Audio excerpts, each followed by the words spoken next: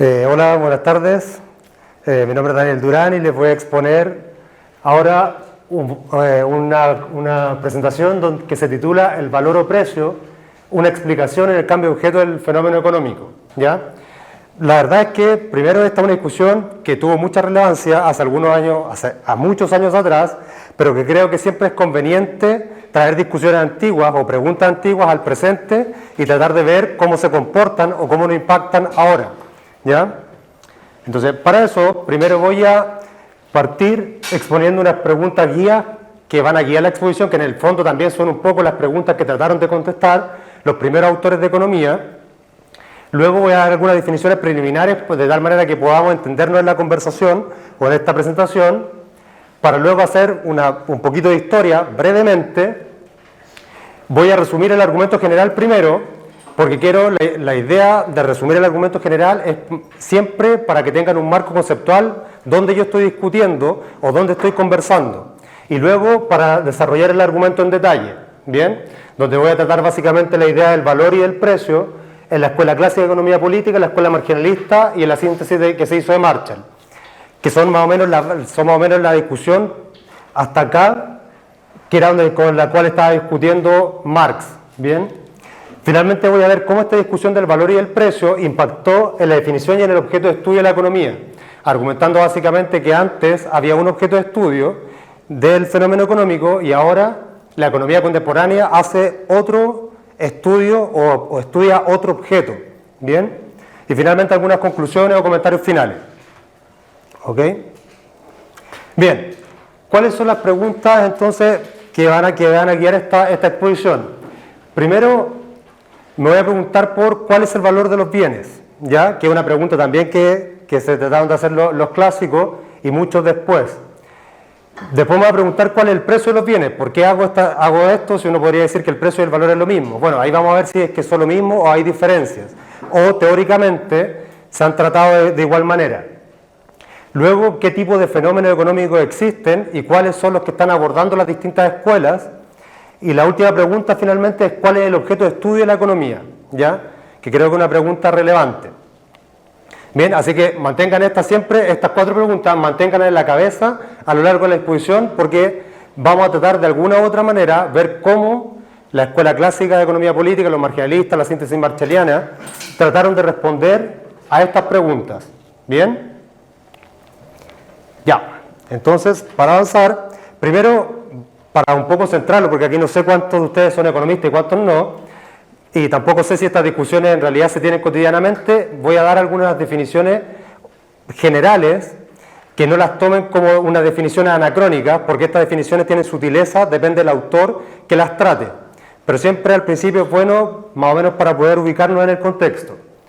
Bueno, esta es la discusión del valor o la diferencia entre valor de uso y valor de cambio. Es una discusión que estaba hace mucho tiempo atrás. De hecho, incluso Aristóteles, hace 2000 años atrás, fue el primero en enunciarla.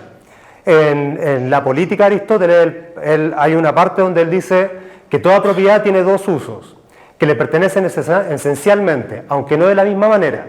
El uno es esencial a la cosa o especial a la cosa, y el otro no lo es. Entonces va a dar un ejemplo y va a decir que un zapato puede a la vez servir para calzar el pie o para verificar un cambio. Entonces esta es una de las primeras referencias históricas que se tiene de una distinción entre valor de uso y valor de cambio. Bueno, ahora, ¿qué es un valor de uso y qué es un valor de cambio? Un valor de uso básicamente es cómo básicamente se refiere a la satisfacción que genera un bien de una necesidad particular de una persona. ¿Bien? Entonces la pregunta que trata de responder el valor de uso es ¿qué es lo que causa el grado de placer o satisfacción que el uso de un bien le entrega a una persona? ¿Bien?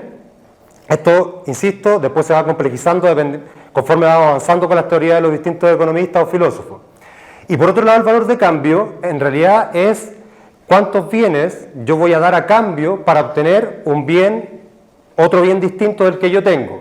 Entonces la pregunta que trata de responder el concepto de valor de cambio es qué es lo que determina la cantidad de un bien que se debe intercambiar para obtener una unidad de otro bien. Entonces, como línea general, ya tenemos dos conceptos importantes, valor de uso y valor de cambio. ¿Bien? Ahora voy a hacer otra distinción que también, no sé si es tan sutil, pero que sí es relevante, es entre un valor objetivo y un valor subjetivo. También el valor se puede considerar a partir de dos esferas. Uno podría decir que el valor de un objeto, por ejemplo, el valor de esta chaqueta o suéter, es intrínseco al objeto mismo, es decir, no depende de mí. ¿Bien?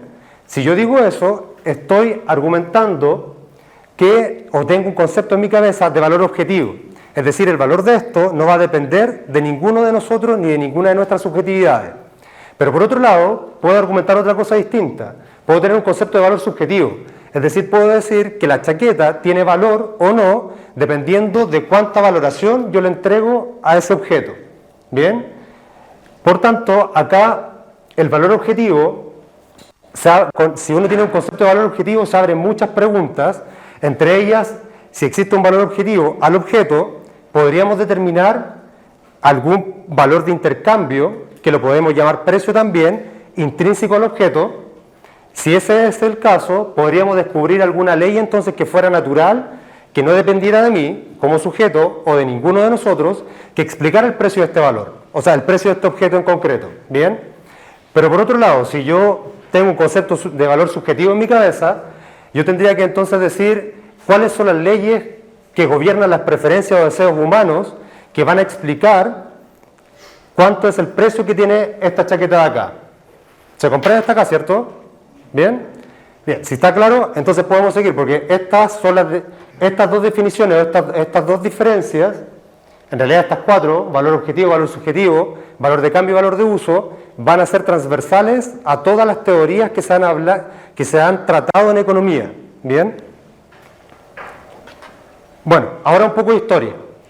¿Por qué un poco de historia? Porque antes de los primeros fundadores de la Escuela Clásica de Economía Política, que en realidad siempre se dice que parte con Smith, pero en verdad habían antes algunos que hablaron un poco, entre ellos Locke, etc. Antes de ellos, toda la discusión respecto de la economía se centraba en dos cosas. Básicamente en cómo administramos los recursos. Entonces era más una especie de administración. De hecho, el mismo término de economía significa oikonomía, administración de la hacienda. Cómo yo normo, cómo genero normas prácticas para poder distribuir de la mejor manera recursos, ¿bien? O administrar mis recursos. Entonces, antes de estas discusiones habían las discusiones teóricas respecto al precio. Más que discusiones teóricas, eran discusiones que tenían que ver con preguntas éticas. Por ejemplo, ¿cuál es el precio justo de transacción de los distintos bienes y servicios? ¿Es bueno o malo el cobro de intereses por el otorgamiento de préstamos? Etcétera.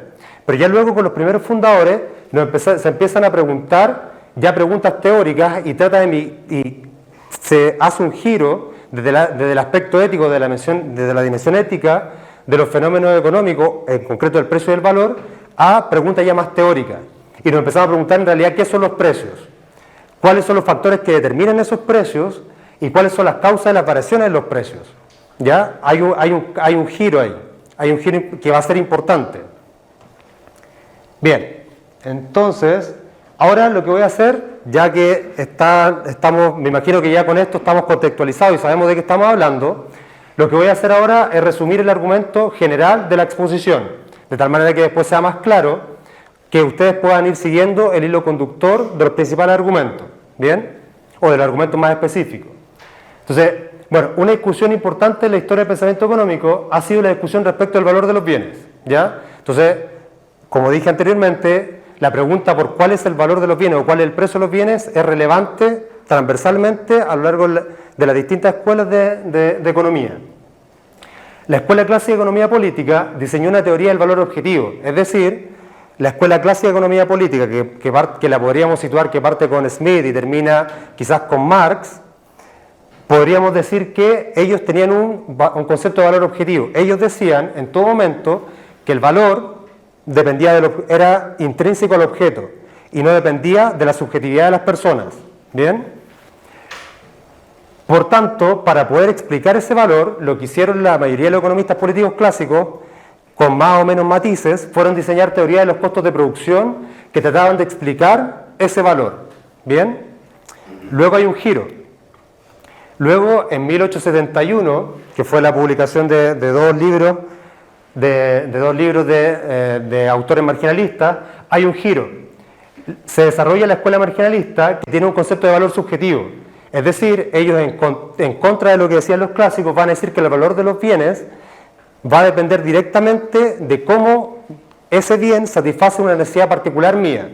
Por tanto, si satisface tu necesidad, Luchen, o tu necesidad, Julián, claro, ellos van a decir que el valor del objeto va a depender de cuál es el acercamiento que yo tengo hacia ese objeto en términos subjetivos. ¿Bien? Para determinar esto, lo que hicieron los marginalistas fue desarrollar una teoría de la utilidad. ¿Ya? Se fijan, por un lado los economistas políticos clásicos, al tener un valor objetivo, desarrollaron una teoría de los costos de producción, y por este lado, los marginalistas, al tener un concepto de valor subjetivo, desarrollaron una teoría de la utilidad. ¿Bien? Claro, así el objetivo de la escuela clásica se puede interpretar como la manera de determinar o de buscar un precio natural de los bienes. Y por el otro lado, el objetivo de la escuela marginalista se puede interpretar como la manera de poder ver cómo maximizamos el placer y el dolor, para que es lo que va a satisfacer en verdad nuestras necesidades. Pero acá lo importante es que yo quiero abordar es que esta tensión que se produce entre valor objetivo y subjetivo va a generar que ambas escuelas estudien dos fenómenos económicos relativamente distintos. Hay algunos cruces, pero no son tan directos. Bien, entonces ahora vamos a ir con los argumentos, vamos a ir desarrollando un poco el argumento de una manera más específica. Acá coloqué a grandes rasgos un esquema de cómo se podría entender la riqueza de las naciones. Son muchas páginas, así que de hecho son varios libros, así que voy a tratar de hacerlo brevemente. Bueno, Smith, para los que no lo saben, antes de escribir La riqueza de las naciones, él escribe un libro que se llama La teoría de los sentimientos morales, donde en él fundamenta toda su concepción ético-antropológica del ser humano. ¿Ya? Básicamente en ese libro, es interesante leerlo, él va a establecer un concepto de interés propio y una relación social de conveniencia. No me voy a detener mucho acá, más que salvo para dar la idea general.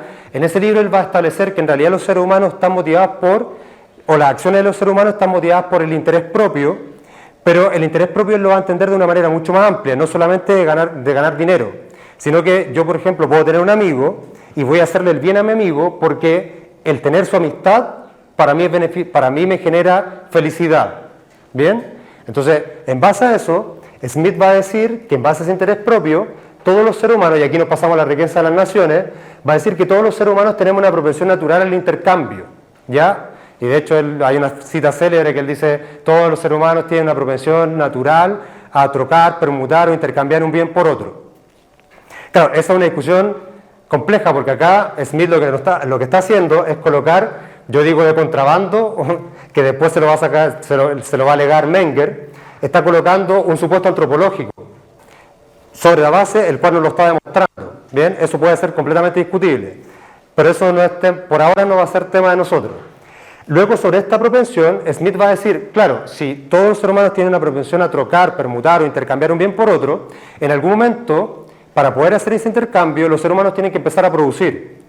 Va a ocurrir que cuando yo me vuelvo especialista en producir algo, yo voy a producir más allá de lo que necesito para poder consumir, ¿cierto? Entonces, ¿qué yo voy a hacer con ese excedente? Lo que voy a hacer es ir a intercambiarlo, porque tengo esta propensión natural. Entonces, por eso Smith va a colocar en el centro de su trabajo, en el centro de la riqueza de las naciones, va a colocar la división del trabajo como una condición fundamental de su teoría. ¿Bien? Pero esta división del trabajo va a estar limitada. Va a estar limitada por la extensión del mercado. ¿Por qué? Porque si yo estoy produciendo naves espaciales y a nadie le interesa ir a Marte o a la Luna, probablemente yo no voy a poder intercambiar mis naves espaciales. Por tanto, yo no me voy a seguir especializando en la construcción de naves espaciales, ¿cierto?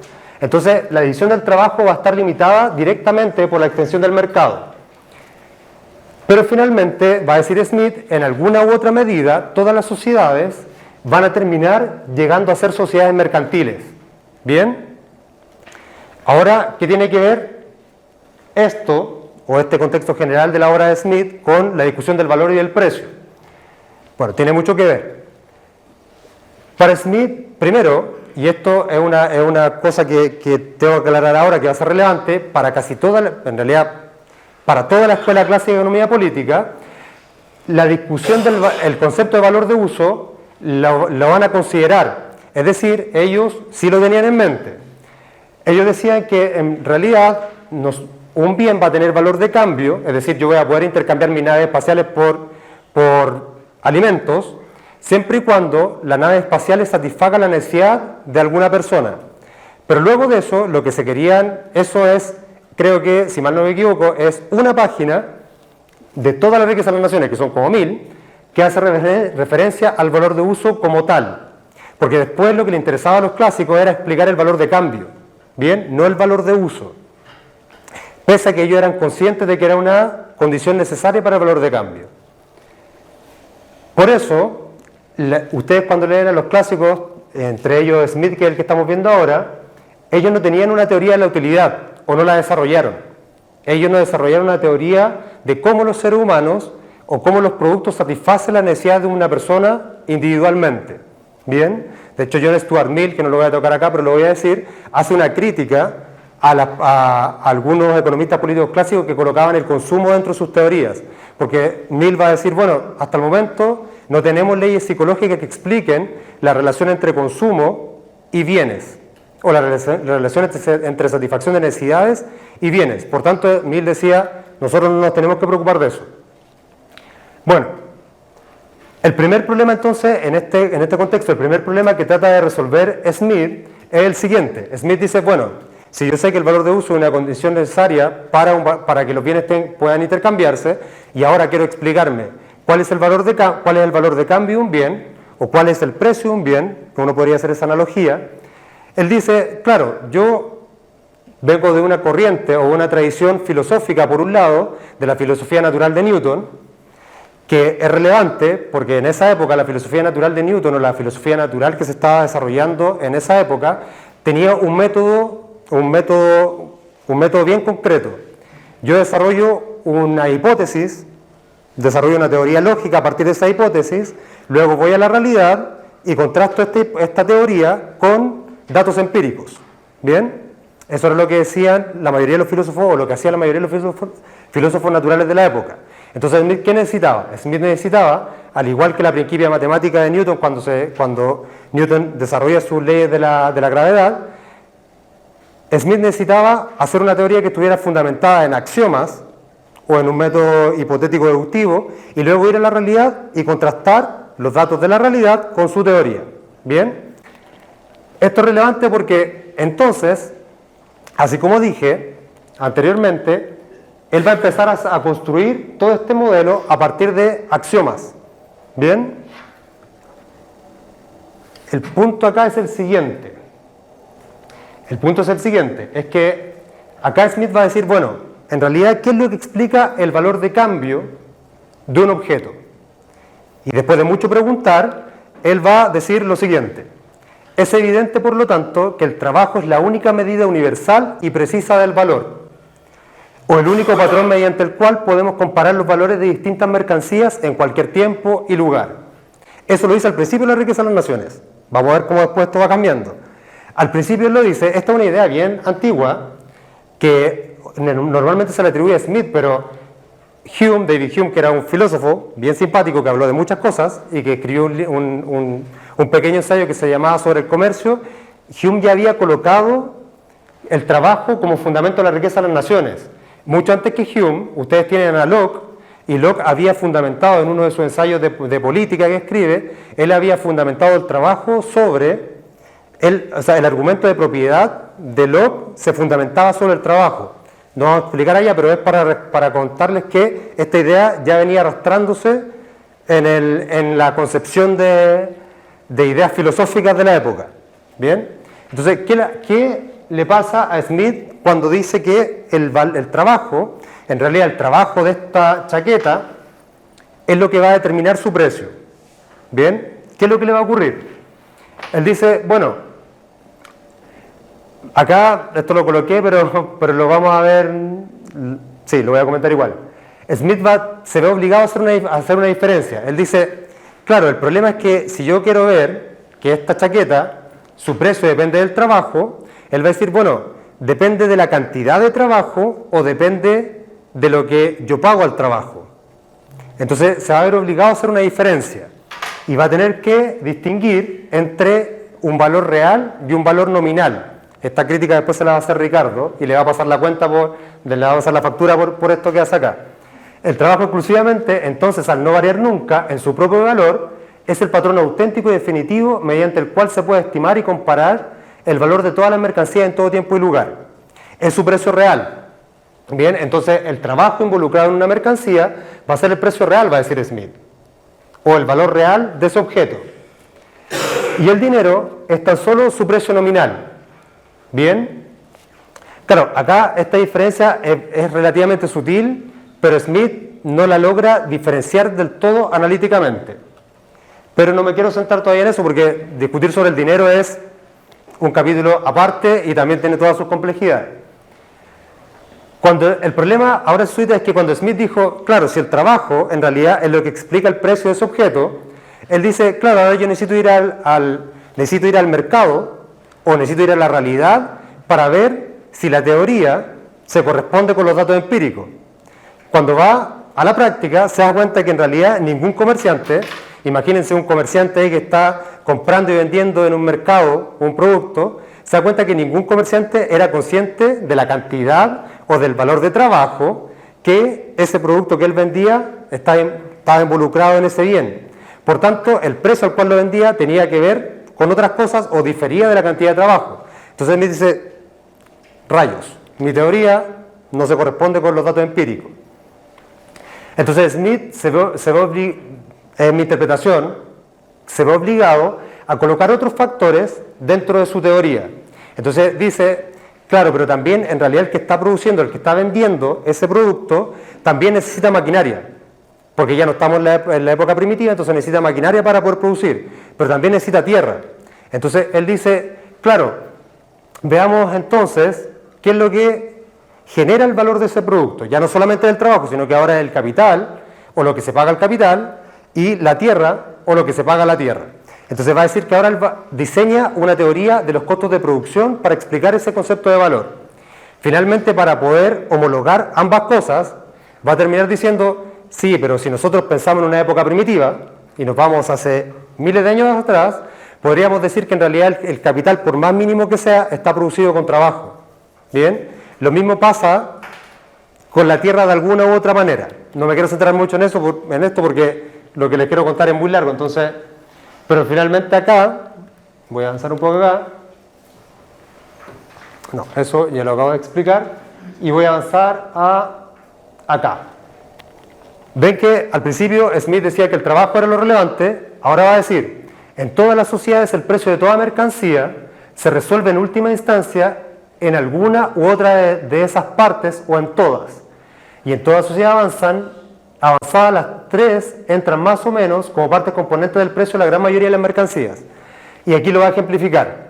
Va a decir, aunque el precio del grano entonces puede pagar tanto el precio como el mantenimiento del caballo, el precio total sigue resolviéndose bien inmediatamente o bien finalmente en las mismas tres partes: renta, trabajo y beneficio. Entonces, si fijan, aquí pasó de un concepto de valor fundado en el trabajo a una teoría de los costos de producción. ¿Bien? Es muy nítido eso, cuando uno hace una lectura lineal de la riqueza de las naciones, es muy nítido cómo va haciendo ese paso, conforme se va enfrentando a problemas más analíticos. Claro, el punto es que ahora el problema de Smith era siempre tratar de determinar una ley natural que no dependiera de los seres humanos que explicara este costo, ¿verdad? Entonces va a decir, claro, pero ahora yo tengo una teoría de los costos de producción, entonces yo lo que necesito saber ahora, va a decir Smith, es ver cuál es la tasa de salario real o la tasa de salario natural, que no dependa del tiempo y no dependa de la época histórica y de ningún contexto, que me explique cuánto es el valor real de este objeto.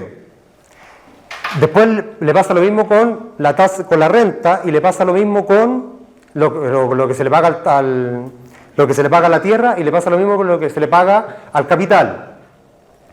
Bien, el problema es que, claro, de nuevo va al mercado y dice, Ya, entonces ahora sí puedo determinar que la persona que está vendiendo vende conforme la combinación de estas tres cosas. ¿Bien? Pero se da cuenta de nuevo que en realidad la teoría de los costos de producción, la persona de nuevo no vende conforme lo que le paga al trabajador, lo que le paga al capital y lo que le paga a la tierra. Se da cuenta que de nuevo hay una diferencia de precios entre su teoría o lo que debiera de ser su teoría y en realidad el precio real o empírico en el mercado. Entonces, ¿qué es lo que dice él? Frente a eso, Smith va a plantear otra diferencia. Va a plantear otra diferencia. Él va a decir, ya, de acuerdo, mi teoría de los costos de producción es distinta de los precios empíricos que yo observo.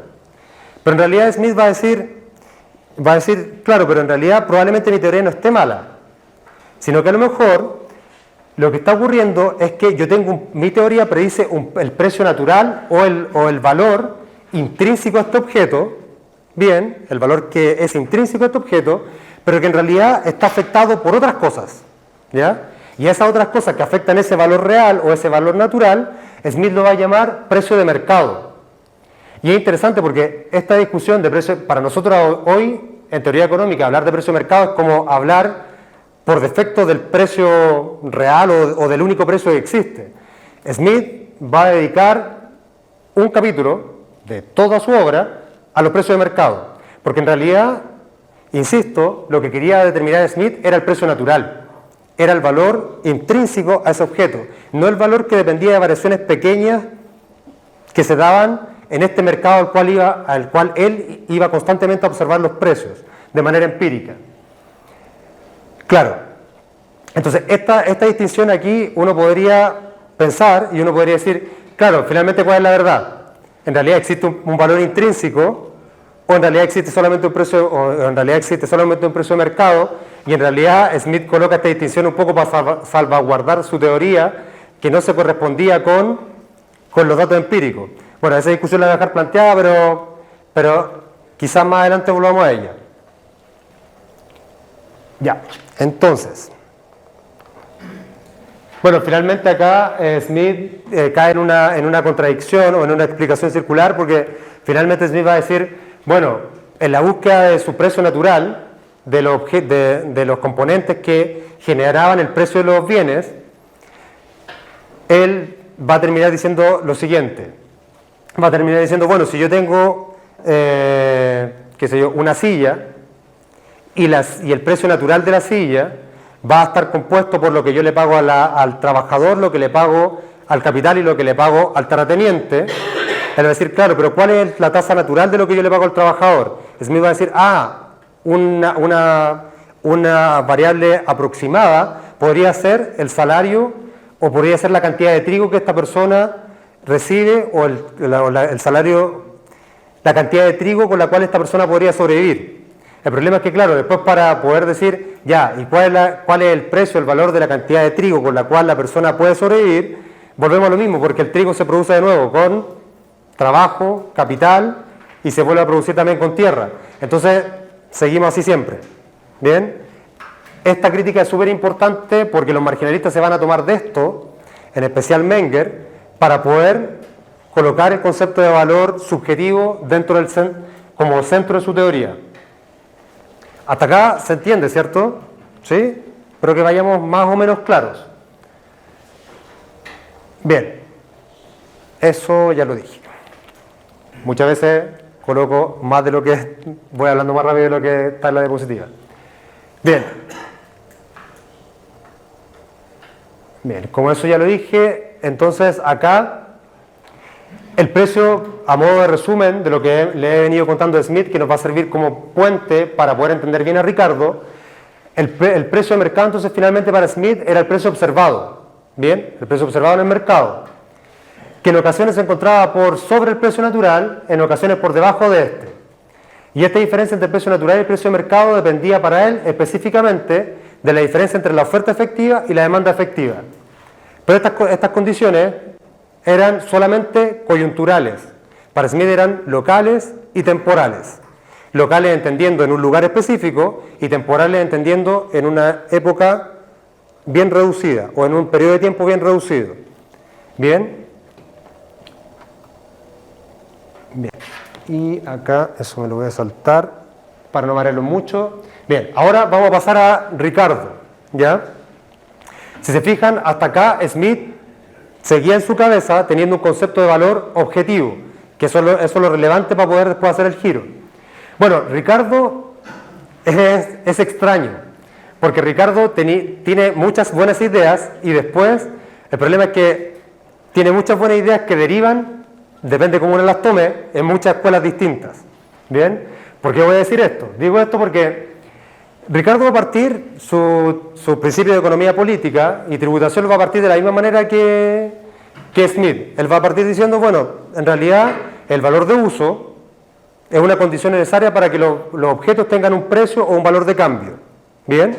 Pero después luego se hace la misma pregunta que Smith. Va a decir, ya, ¿de dónde deriva el precio o el valor de cambio? ¿Qué es lo que explica el valor de cambio de un objeto? Entonces Ricardo va a decir, bueno, va a decir que los valores de cambio van a derivar de dos fuentes. La primera, que es muy relevante, de la escasez. Ricardo va a decir, si yo tomo un objeto como una obra de arte muy escasa, probablemente tenga un valor de cambio muy alto. ¿Bien? Pero después va a decir, pero también los objetos, va a seguir de nuevo tomando a Smith, va a decir, pero los objetos también, el valor de cambio va a tener que ver o va a determinarse por cuánta cantidad de trabajo está involucrada en ese objeto. Es decir, si yo tengo coloco mucho trabajo en la producción de un objeto, ese objeto debiera valer mucho dinero, ¿bien? O debiera tener un precio muy alto, o un valor muy alto. Claro, luego Ricardo acá, si se fijan, tenemos dos caminos distintos, porque acá podríamos decir que el valor de cambio va a depender de la escasez, según Ricardo, pero también podríamos decir que va a depender de la cantidad de trabajo. En las primeras páginas del libro de Ricardo, de los principios de tributación, él va a tomar este camino y va a argumentar en contra de este otro camino. Va a decir lo siguiente, va a decir, ya, estamos todos de acuerdo en que una obra de arte que es escasa tiene un valor grande, pero él va a decir, eso lo dejo de lado, porque en realidad él va a observar su realidad práctica y va a decir, la mayoría de los objetos que se producen se pueden reproducir por la industria humana. No hay que olvidarse que Ricardo, a diferencia de Smith, que era un filósofo moral, en la academia, Ricardo era un empresario. Entonces él veía que todo lo podía producir y vender y comercializar. Entonces él estaba mucho más imbuido del espíritu empresarial burgués de la época. Entonces él va a decir, claro, en realidad yo todas las cosas, o gran parte de las cosas, yo las puedo reproducir a través de la industria. Y en realidad si las reproduzco a través de la industria, quiere decir que puedo, a través del trabajo, producir lo que quiera. Entonces va a tomar ese camino de allá. Y él va a decir, poseyendo utilidad, las cosas derivan su valor de cambio de dos causas, de su escasez y de la cantidad de trabajo necesaria para obtenerlas. ¿Bien? Y vamos a colocar acá, y voy a leer acá esto que dice, estas cosas escasas, sin embargo, constituyen una parte muy pequeña de la masa de artículos que se cambian diariamente en el mercado. La gran mayoría de estas cosas, que son objetos de deseo, se obtienen por medio del trabajo. ¿Bien? Entonces, ahí es claramente el camino que toma Ricardo, porque luego los marginalistas van a tomar el camino contrario y Marx va a seguir el camino que tomó Ricardo. ¿Bien? Bien, luego de establecer entonces esta diferencia, luego ya de Ricardo tomar la opción por el valor trabajo, o tomar la opción porque los bienes tienen un valor dependiendo de la cantidad de trabajo involucrada en ellos, va a preguntarse, bueno, en realidad, ahora yo debiera seguir a Smith o no. Debiera decir que solamente el trabajo genera el valor de cambio, o también lo genera el capital y la renta de la tierra. Y aquí Ricardo aplica un método que ya tradicionalmente se aplica en economía. Todos los que son economistas yo creo que conocen ya la cláusula ceteris paribus. Todo el libro de Ricardo es colocar un axioma, desarrollarlo lógicamente, después colocar otro axioma o relajar este axioma al principio, dejando todo lo demás constante y seguir avanzando. Ese es su modelo de razonamiento a lo largo de todo el libro. Bien, para leerlo tienen que tener eso en la cabeza, porque si no se van a enredar, porque en el primer capítulo Ricardo va a decir algo, luego va a decir algo que pareciera ser en contra de lo que dijo anteriormente, pero es porque relajó un supuesto. Bien, así que eso es muy interesante, es muy inteligente ese método al tenerlo para leer a Ricardo.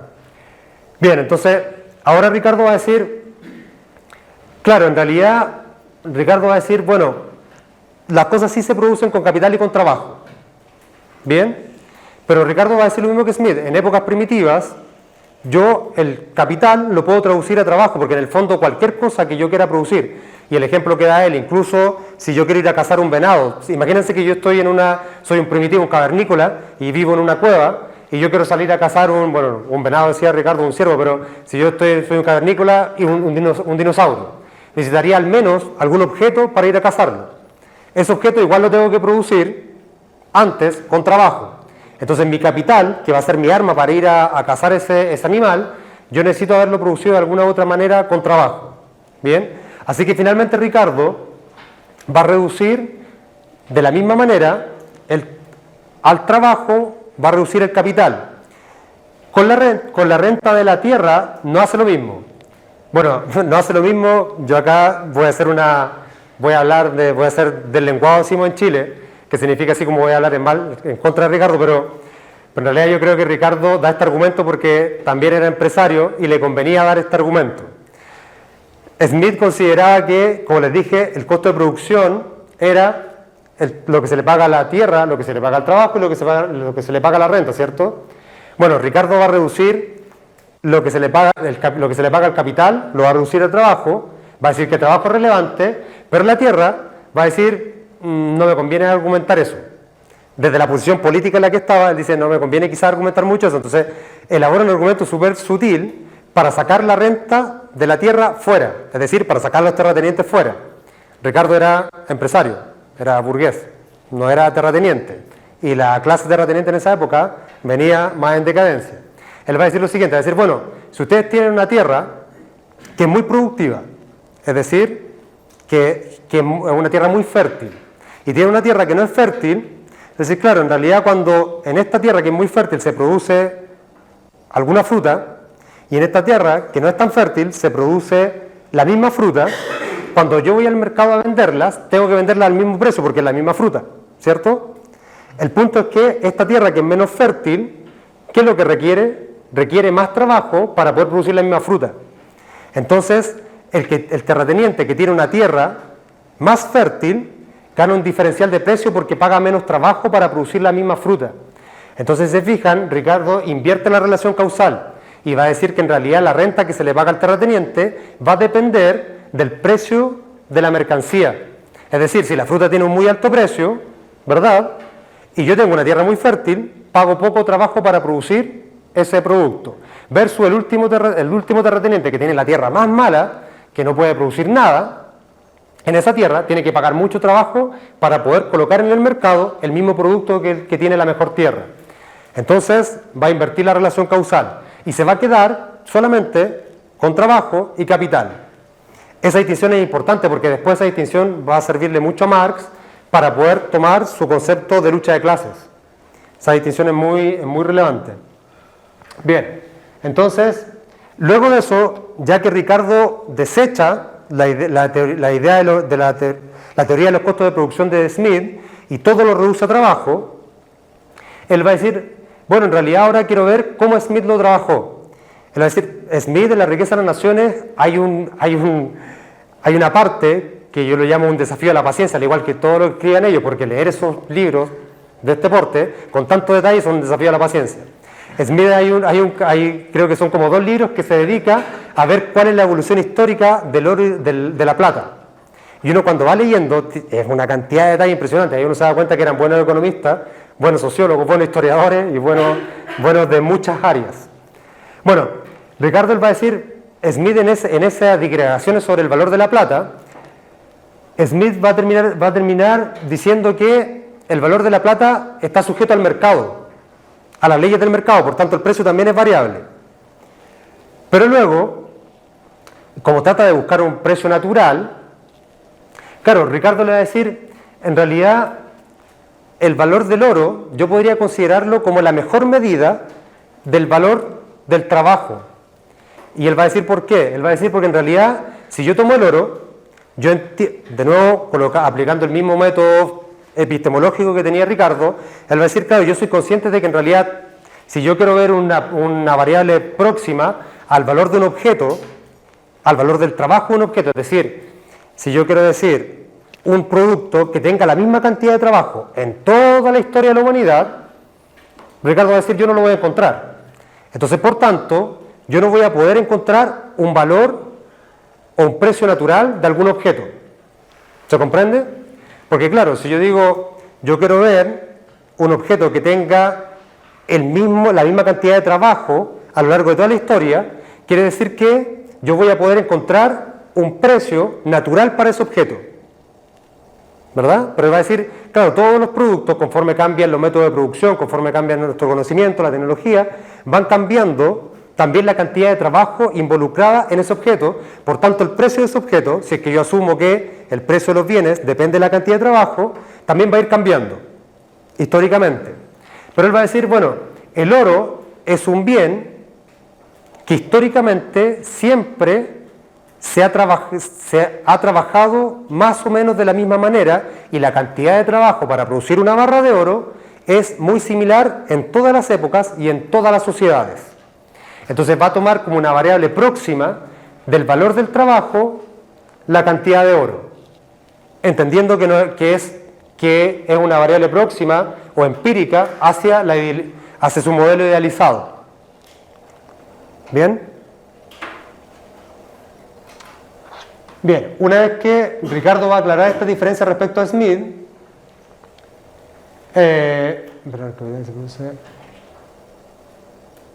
claro, acá lo dije antes, pero acá lo que estoy diciendo es que, por lo tanto, el valor de cambio de toda mercancía es el trabajo directo más el trabajo indirecto contenido en el capital para producirla.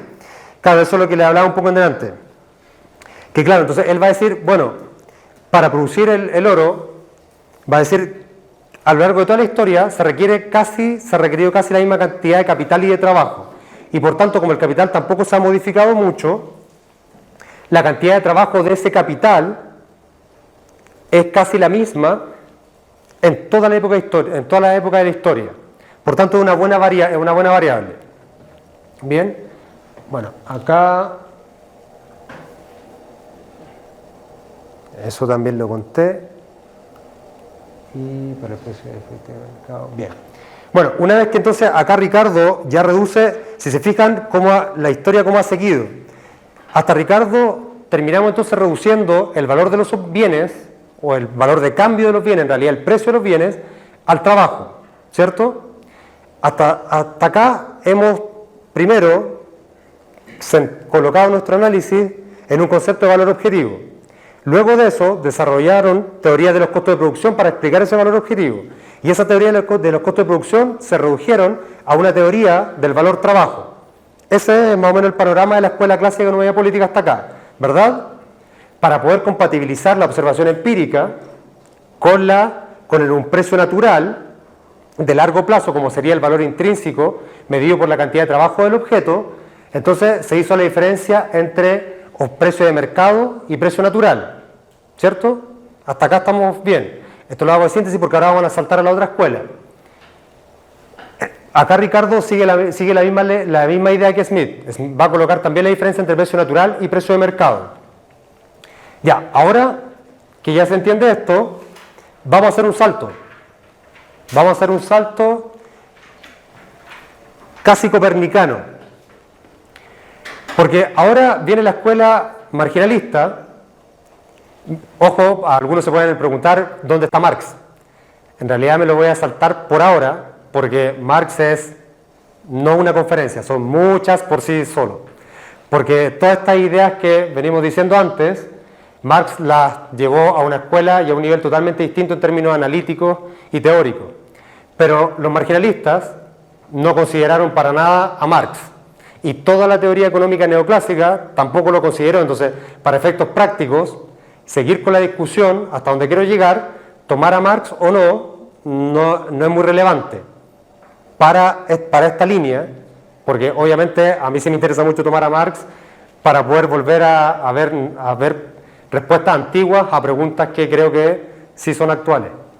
Bien, entonces, bueno, nos saltamos y ahora, claro, los marginalistas se van a preguntar, bueno, los clásicos entonces decían, según lo que les he venido diciendo, el valor de los objetos es intrínseco a los objetos, ¿verdad?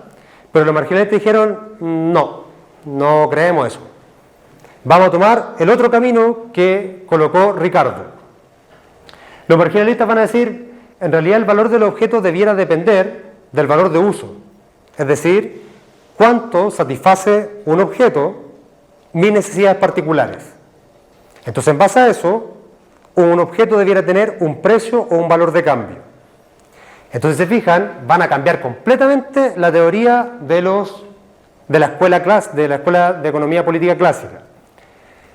Entonces, de hecho, ellos, como los marginalistas, si hay algo que se les debe reconocer, es que eran tenían un pensamiento mucho más lógico y matemático. No sé si bien aplicado, y no sé si eran buenos matemáticos. Eso es otra cosa.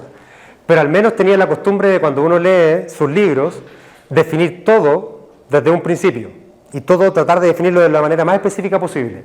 Gibbons, por ejemplo, en el libro de Teoría de la Economía Política, en el primer capítulo dice yo voy a definir todo lo que pueda definir para después construir mi modelo matemático. Y él va a definir mercancía de la siguiente manera. Fíjense la diferencia. Cualquier objeto, sustancia, acción o servicio que pueda suministrar placer o evitar dolor. Esa era una tradición filosófica que se traía de Bentham, se traía de Jeremy Bentham desde hace mucho tiempo atrás. Claro, lo interesante de esto es que, si se fijan, para los clásicos, al tener un concepto de valor objetivo, la mercancía tenía sentido en cuanto a la cantidad de producción o en cuanto a cómo se producía ese objeto. Si se fijan, para los marginalistas, el sentido es otro.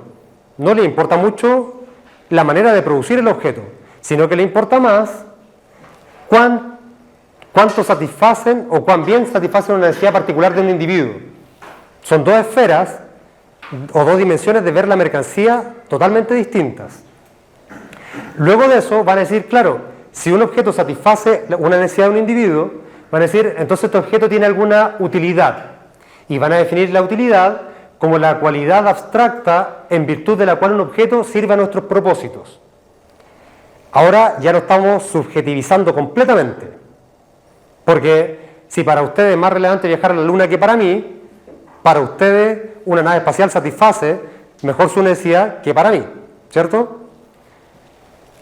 La totalidad de las actividades económicas de los hombres se guía por el principio de conseguir la más perfecta satisfacción posible de sus necesidades.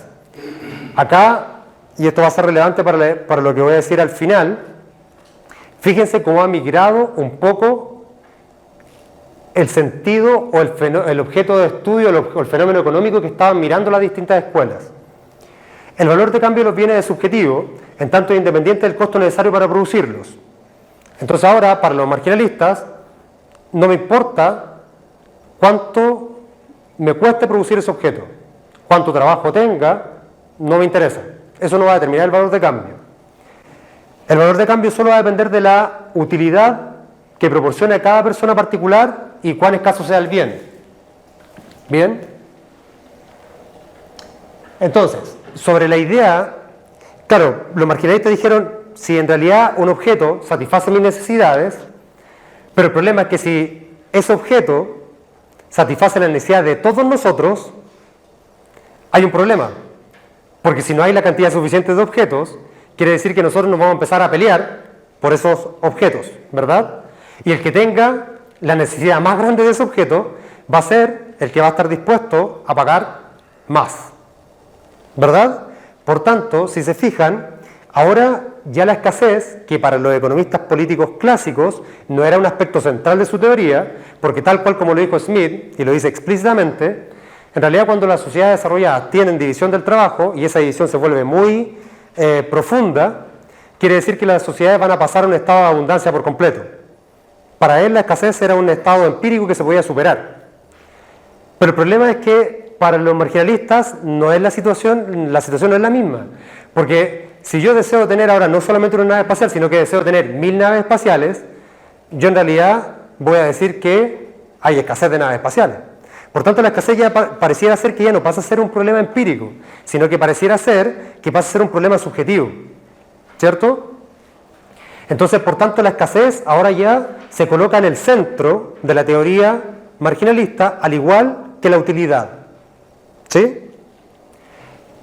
Luego, en base a estos dos conceptos, escasez y necesidad o deseo, aquí hay siempre lo coloco yo necesidad y deseo, porque en realidad, cuando uno se va al lado de la filosofía, hay que hacer diferencias más sutiles, y necesidad y deseo no son lo mismo. Y hay que hacer esa diferencia sutil, pero ellos no la hacen. Pero hay que hacerla si es que uno quiere hablar seriamente de esto. La variación de la función que expresa el grado final de utilidad es el punto crucial de los problemas económicos. Claro, en base a estos dos conceptos van a acuñar la ley de rendimientos marginales, o en realidad van a acuñar la ley de la utilidad marginal, porque la ley de rendimientos marginales ya la había acuñado Ricardo antes, pero van a acuñar la ley de utilidad marginal sobre la cual van a fundar toda la teoría. De aquí me voy a saltar porque no les voy a explicar teoría económica. Yo imagino que hay muchos que ya han escuchado más o menos de teoría económica, la ley de la utilidad marginal, etc. ¿Bien? Me perdí. Esto es acá. Bien. Entonces, para los marginalistas, un bien tendrá un precio mayor mientras más necesidad y deseo se tenga del mismo, ¿verdad? Si yo tengo mucha necesidad de un bien, o mucho deseo de ese bien, voy a estar dispuesto a pagar un precio muy alto. Para Menger, el valor de uso y el valor de cambio refieren al mismo fenómeno. Claro, porque acá Menger va a invertir la relación causal que tenían los clásicos y la va a invertir completamente. Menger va a decir, en realidad los clásicos primero me decían que el valor de uso era una condición necesaria del valor de cambio, pero ya luego no tomaban en consideración el valor de uso y se centraban en el valor de cambio. Él va a decir, la relación es al revés. En realidad el valor de uso y el valor de cambio son lo mismo. Son una cara distinta, pero de la misma moneda. ¿Y por qué va a decir Menger? Menger va a decir, claro, en realidad, cuánto yo estoy dispuesto a intercambiar un bien depende del valor de uso que tiene ese bien. Si ese bien tiene muchas utilidades, es decir, se puede usar para muchas cosas, ese bien probablemente tenga un valor de uso, o sea, tenga un valor de cambio mucho más alto. Dicho de otra manera, supongamos que yo hoy día escribo un libro. Yo, que no soy nadie, probablemente tiene un uso. Solamente que lo lea yo y me trate de entender. Pero supongamos que hoy un premio Nobel escribe un libro de economía. A lo mejor ese libro va a tener mucho uso porque se va a poder utilizar para política económica, se va a poder utilizar para dar clases, para hacer cátedra, como manual, etc. Entonces, al tener muchos usos, mientras más usos tenga un bien, ¿qué es lo que va a ocurrir? Más escaso va a ser. Por tanto, el valor de cambio va a ser más alto. Entonces, por eso para Menger, el valor de uso y el valor de cambio, en realidad eran dos caras, pero de la misma moneda. Bien, a diferencia de lo que hicieron los clásicos, porque los clásicos no lograron, Marx sí lo hizo, pero los clásicos no lograron juntar esos dos conceptos, y siempre los tuvieron separados. Bien, yo siempre me extiendo, así que no sé qué hora es. Todavía tengo... Ya, me quedan 10 minutos. Bien. Entonces, esto me lo voy a saltar y solamente me voy a centrar en esto de acá. Entonces, ahora, ¿qué es lo relevante de esto? ¿Qué es lo relevante de este giro? Si se fijan, si ahora no hay un valor objetivo, para los marginalistas, si no hay un valor objetivo, ¿podemos considerar la existencia de un precio natural? No, ¿cierto? No tendría sentido. Por tanto, ahora, para la escuela marginalista, el único precio que importa es el precio de mercado. Porque en realidad, claro, si no hay un valor objetivo intrínseco al objeto, los marginalistas van a decir, si no existe ese valor, ¿cuál es el único valor de cambio que existe? Claro, es el valor de cambio que yo observo en el mercado cuando voy y veo que una persona tiene mucha necesidad de un bien, hay escasez de este bien, por tanto todo el análisis se traslada ahora al concepto de valor de mercado o de precio de mercado. Fíjese el giro. Primero, para la Escuela Clásica de Economía Política, lo relevante era el precio natural, de largo plazo o valor intrínseco al objeto, y ahora el precio importante es el valor de mercado, el de corto plazo y el de un periodo local más acotado. ¿Bien? Esta distinción es importante porque después la va a juntar Marshall. Bien, y acá un poco para resumir las dos posturas, la escuela clásica entonces partía, la relación causal era de los precios de los medios de producción, explicaban los costos de producción y explicaban el precio de los bienes o el valor de cambio. Ellos hacen totalmente lo contrario. De la necesidad o valor de uso van a explicar el valor de precio de los bienes. Si un bien tiene un precio más alto, quiere decir que va a demandar más bienes de producción. Si demanda más bienes de producción, el precio de los medios de producción también va a variar. Si se fijan que la relación causal es totalmente inversa. Acá lo que determina el valor de los objetos es el precio de los medios de producción, ¿cierto? En la escuela clásica. Pero acá lo que va a determinar el valor de los medios de producción, si hacemos otra lectura, va a ser el precio de los objetos. Entonces, la relación causal se invierte por completo. Bien, y aquí un poco para ir cerrando, les voy a contar brevemente un poco lo que hace Marshall. No me voy a detener, porque esto es una discusión también bien grande, pero les voy a contar brevemente. Claro, Marshall ya es después de la escuela marginalista y de la escuela clásica. Y Marshall va a decir, en realidad, tanto los marginalistas como los clásicos estaban equivocados, porque tenían, en realidad no era que estaban equivocados, sino que tenían teorías incompletas. Como tenían teorías incompletas, va a decir Marshall, va a juntar las dos cosas. Va a tomar la escuela marginalista para desarrollar el concepto de demanda y va a tomar la teoría de los costos de producción para desarrollar el concepto de oferta. Y con eso va a ser lo que hoy por hoy conocemos como microeconomía contemporánea, ¿ya? El problema es que, y ahora después de contarles esta historia, les voy a lanzar una pregunta. Si ustedes vieran bien la teoría de Marshall, que es lo que hacemos cotidianamente, juntar la oferta con la demanda, cuando por un lado la demanda está fundada en un concepto de valor subjetivo y por otro lado la oferta está fundada por un concepto de valor objetivo, hay algo ahí que no cuadra bien. Cuando uno se va al detalle y empieza a ser más riguroso analíticamente y filosóficamente, se da cuenta que hay cosas que no van cuadrando desde el punto de vista teórico. Pero esa historia hay que contarla después porque también es un capítulo bien largo de esto y creo que no tengo mucho tiempo. Para lo que les quiero terminar de decir. Eso es la maximización, no, ahí eso es la teoría clásica.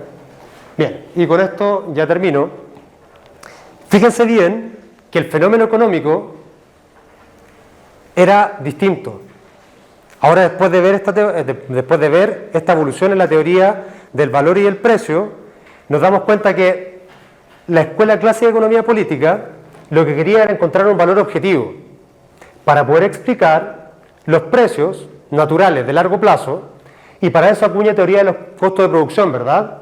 Por tanto, el fenómeno económico por excelencia que ellos estudiaban era la producción. A partir de la producción, ellos se preocupaban por la distribución. Ellos decían, primero las sociedades tienen una práctica social que les permite tratar de abastecerse de los bienes necesarios para poder subsistir, ¿verdad? Por tanto, para los clásicos lo primero era la producción, luego la distribución y a partir de la distribución se derivaba el consumo.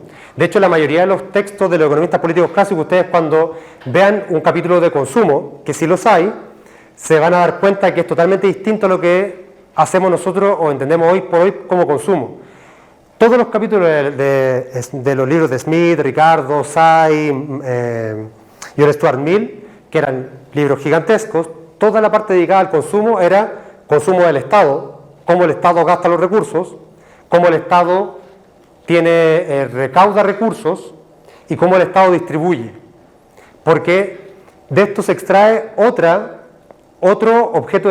fenómeno que estudiaba la economía política clásica, que también era distinto, que le importaban a ellos las necesidades sociales. O el problema del objeto de estudio de ellos era cómo producimos para satisfacer necesidades sociales. ¿Sí? Entonces, aquí lo dicen explícitamente. La economía política, considerada como una rama de la ciencia del hombre, de Estado o legislador, se plantea dos objetivos distintos.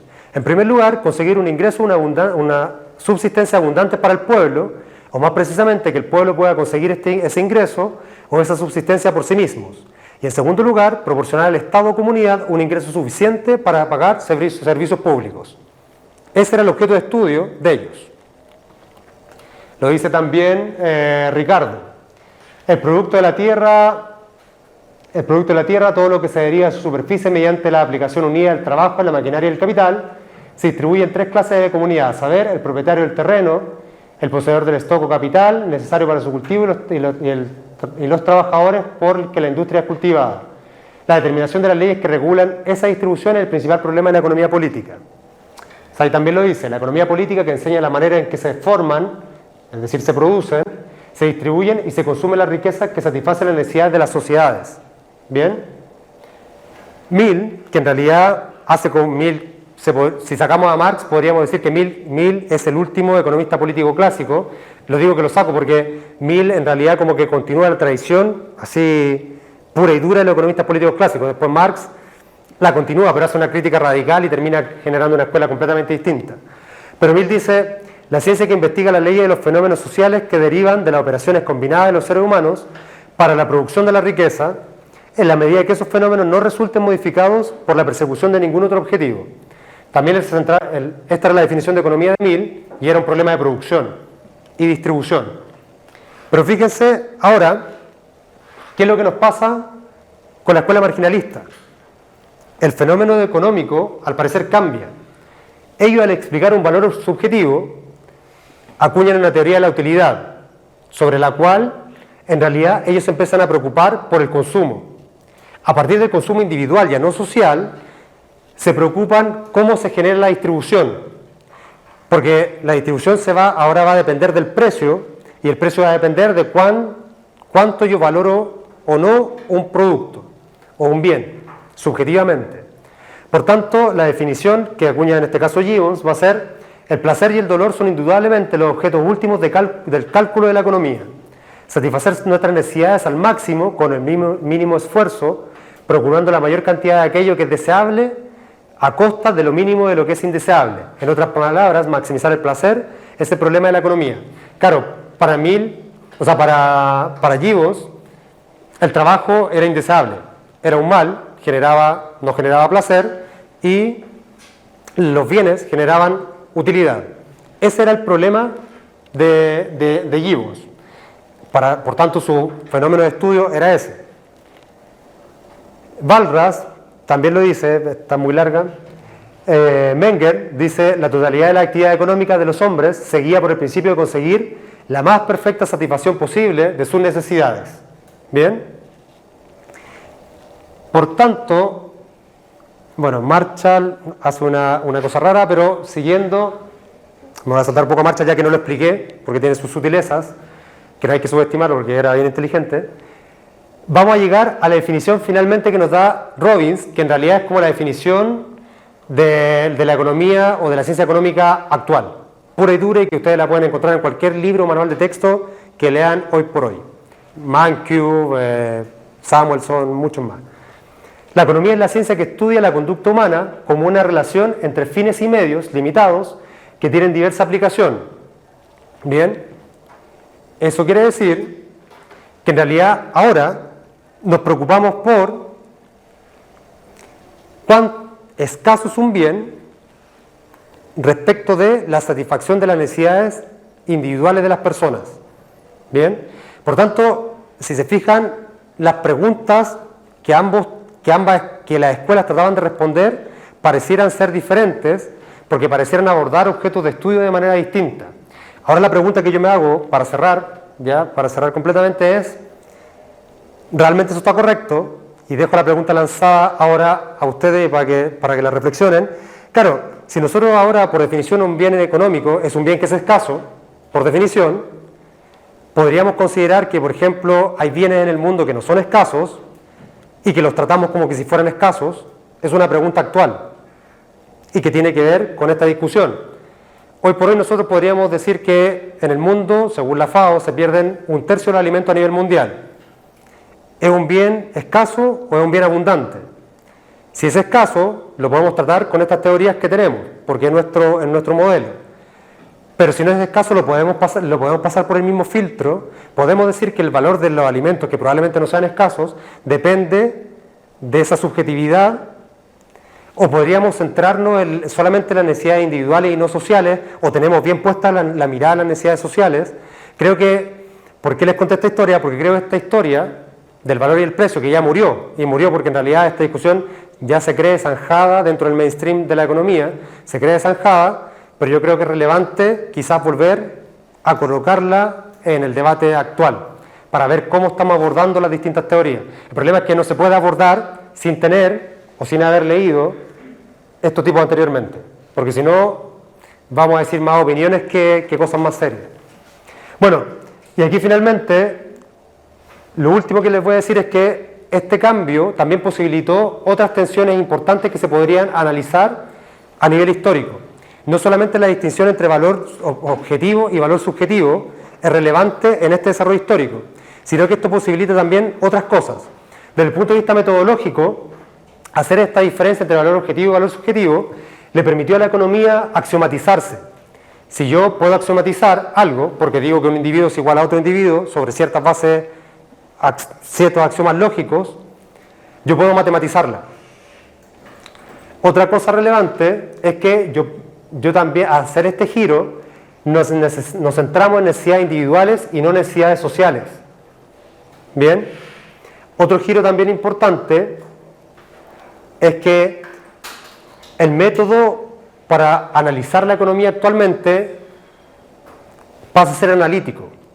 Y tiene sentido, porque yo puedo construir desde supuestos que asumo de base, y ya el método probablemente ya no sea más histórico como el que utilizaban los primeros economistas o filósofos.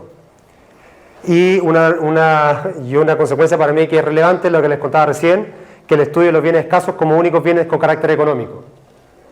Bien, y con eso creo que finalicé. Bien.